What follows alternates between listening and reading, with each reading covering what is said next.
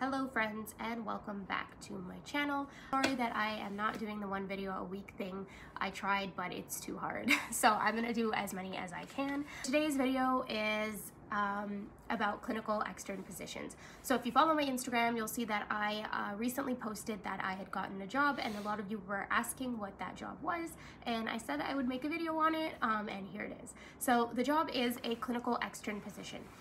What that is it is a position that is meant for nursing students. You can work as a nursing student and get paid for it. It's a little more than minimum wage. Actually, quite a bit more than minimum wage. It depends on the hospital that you're working for, so it is definitely worth it. It's not as much as you would make as a nurse, but it's a good start. If you're in your third or fourth year of nursing school, you can apply. And if you were in an accelerated program, you can apply after first year. You should wait until you get some clinical experience though, because you're going to want to put that on your resume when you are applying. They usually run in summers, but recently they've actually started running all year round, so you don't have to wait till the summer to apply. A lot of my colleagues actually started applying in January and got a position by February. What does a clinical extern do? You do pretty much similar things to what you do in clinical. So that can include vitals and documentation, just kind of all the same similar stuff. Some places I think allow you to give meds, other places do not, so it just depends on where you get a job, and a ton of hospitals offer this position. It's fairly new, so it's not, well, it hasn't been around for that long, so it's not really an established role yet, but you are working as part of the healthcare team. Like I said, some of my colleagues had already applied by January, so I started applying in March, and by this time I thought that I was being early to the game, but then I realized that a lot of the jobs were already taken because people were like applying a lot earlier, and it might just be a COVID thing, but I'm not sure. I did apply to like 10 places or more, and I just want to say don't do that, because by the time I got like 5 callbacks, and by that time I was really overwhelmed because I had already picked where I wanted to go, and then the more I got calls back, I was doubting myself, and it's just not good. Like at first I thought I wasn't going to get any jobs, and then I actually ended up getting too many jobs. So don't do that to yourself. Really look at where you want to work, what population you want to work with, and then apply to those positions. Like I said, you want to have some clinical experience before you apply to these jobs, because the positions are basically for students that have experience in clinical and that can bring those skills and actually perform them on their own. You are going to be working under a supervised nurse, so you're not going to be alone, but you should already know how to do a lot of these skills so that you don't have to be taught how to do them on the job. So I applied after I finished 2 rotations of clinicals, and I ended up using those clinical instructors as my references, which were great. I also used a professor, so it's easy to get references. You don't have to worry about that. And on your resume, make sure that you put any healthcare related experience that you have, any clinicals. Don't put things that don't really relate. So don't put like a retail job you had in high school. Really clean your resume up so that it's really tailored for a healthcare work position. As well, you're gonna have to write cover letters, so make sure that you are looking up how to write a good cover letter. I'm not really super good at writing cover letters, but I did a lot of research on it, and then I ended up every single cover letter that I wrote had to be tailored for the job that I was applying to, and apparently it worked. So it seems more daunting to have to write it because it's work, but it's not too bad. It's literally just like a quick 2 small paragraphs, maybe not even, about like why you would be a good fit for this job. So it's really gonna help you out. So there's a ton of different types of clinical externs. So what happened with me is I actually interviewed for 2, and the first one that I interviewed for, I only interviewed for it because it was the first place to get back to me. So that's actually a population I didn't want to work with, and like I said, I overwhelmed myself by applying to all of them instead of like tailoring what I wanted to do. Clinical externships are a great role for you to really get more experience and explore the places that you're interested in. So yeah, I ended up doing that interview, and I actually got offered the job at that place, and I accepted it, and then I ended up declining it because I ended up accepting a place in a setting that I wanted to work in more afterwards. So it really became more of a headache for me having to go back and decline the job after. So again, I recommend that you only apply to places that if you were to get a call back, you would 100% go and take that job.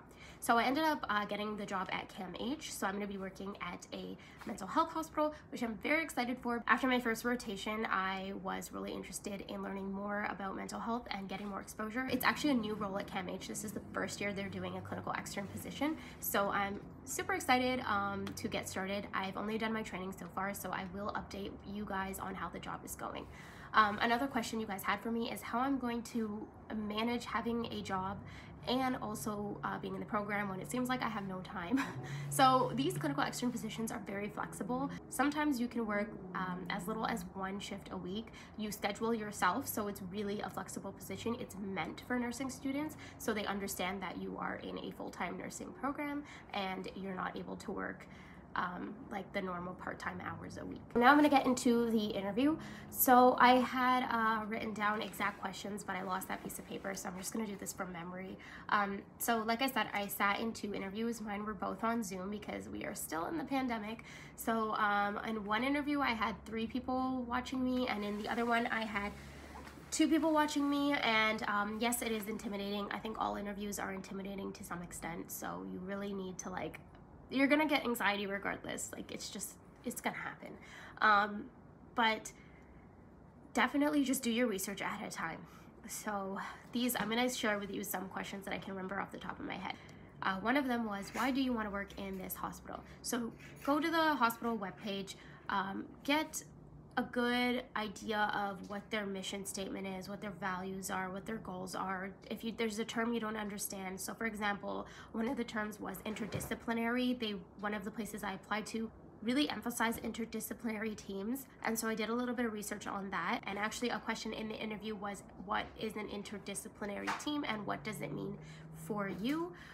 So definitely, if there's a term that you see in their mission statement, go back and figure out what it means. And then also the question as to how I would be able to apply, why I would be a good fit for working in an interdisciplinary team. So I had a story and my experience already set up so that I could answer that question. But yeah, definitely do some research on their hospital and what they stand for. Another thing is, I had already alluded to this, but make sure you have experiences and personal stories ready to go, because all of these questions that I had were patient scenario based. So it was like, you have this patient that's aggravated or agitated. How would you handle it? So then I had a story about working with a patient who is agitated, and I used my experience to answer that question.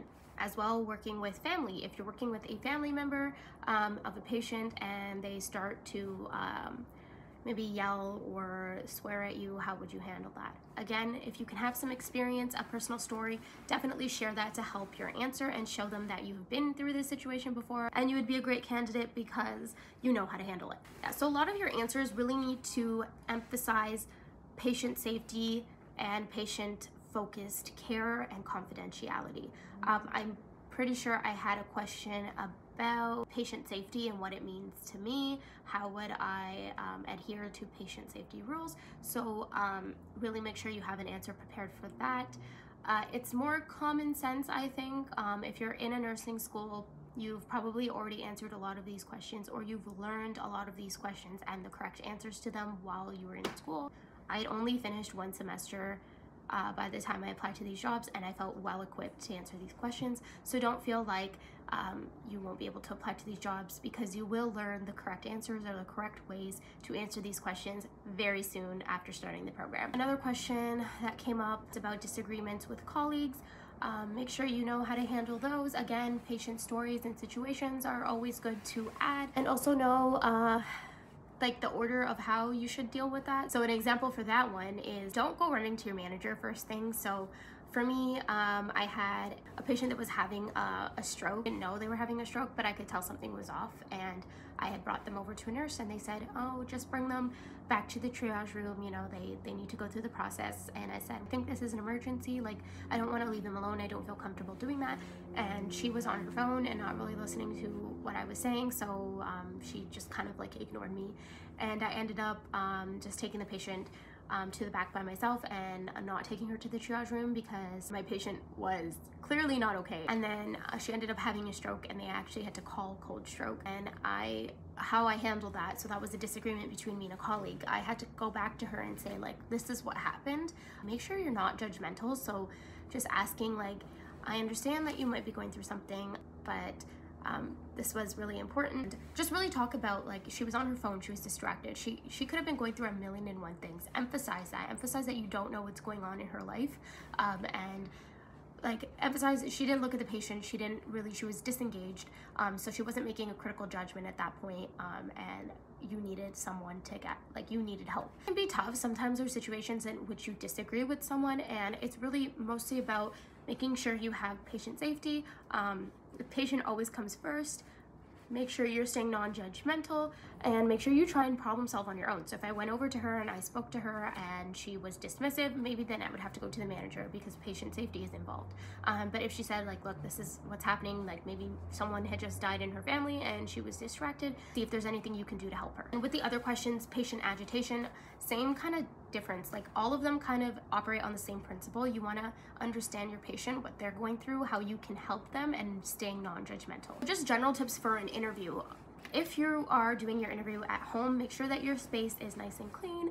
Make sure that you're not having any distractions. If you have family members, ask them to maybe stay in a different room while that's happening so you're not distracted by your environment. Sit in that space ahead of time and practice. Get a lot of practice before you go into your interview. Make sure everything works technical wise. I did have technical problems, and I had to switch to the phone, so obviously you're not going to always be able to control that, so make sure that you understand that some things are just not in your power. Make sure that you go, if you're going into a place to have an interview, go early, maybe grab a coffee, do some like breathing exercises.